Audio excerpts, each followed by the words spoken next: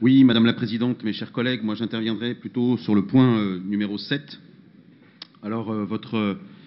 majorité parle souvent d'égalité entre les hommes, entre les femmes, de solidarité entre nos concitoyens d'Occitanie et le reste du monde. Je voudrais, Madame la Présidente, vous alerter sur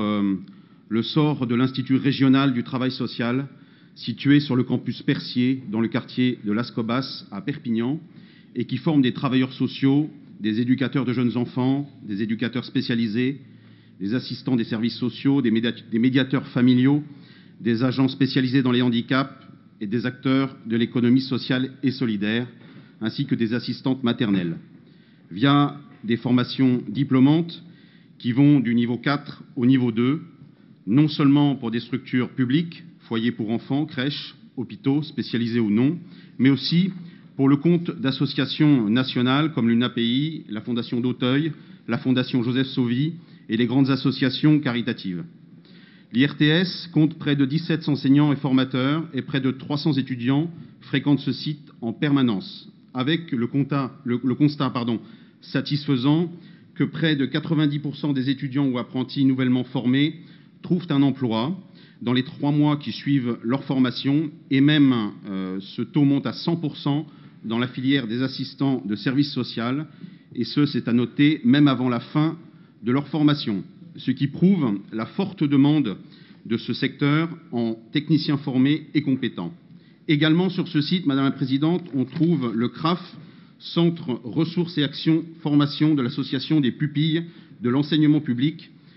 mais aussi le Centre polyvalent de formation professionnelle, la Rouatière, qui dispense des formations de niveau 5 et 4, principalement dans le domaine de la petite enfance. Vous l'aurez compris, le site Percier, véritable campus des métiers du social, permet d'offrir un large panel de formations, aussi bien en matière de formation initiale et de formation continue, et ce, dès les premiers niveaux de qualification. Cependant, Madame la Présidente, et j'en viens au cœur de la problématique qui suscite des inquiétudes du corps enseignant et des étudiants,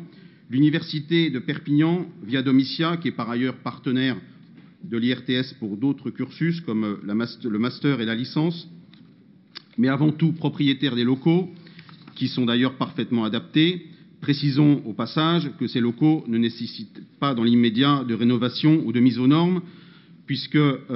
fait important, l'Université de Perpignan, en 2012, a touché par ailleurs près de 2 millions d'euros de fonds FEDER pour rénover le centre de documentation et créer un amphithéâtre de 180 places qui répond donc parfaitement aux meilleurs standards en la matière. Ma question est très simple, Madame la Présidente. Comptez-vous intervenir auprès du président de l'UPVD pour que l'occupation du site de l'IRTS soit pérennisée, et sous quelle forme, sachant que l'UPVD s'est par ailleurs vu subventionner largement par la région son nouveau campus en centre-ville de Perpignan,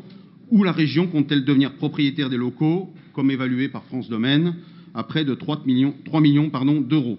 Pour faire simple, Madame la Présidente, quelle est votre vision d'avenir quant à ce site, qui répond d'ailleurs à un besoin très fort de la part de nombreuses institutions,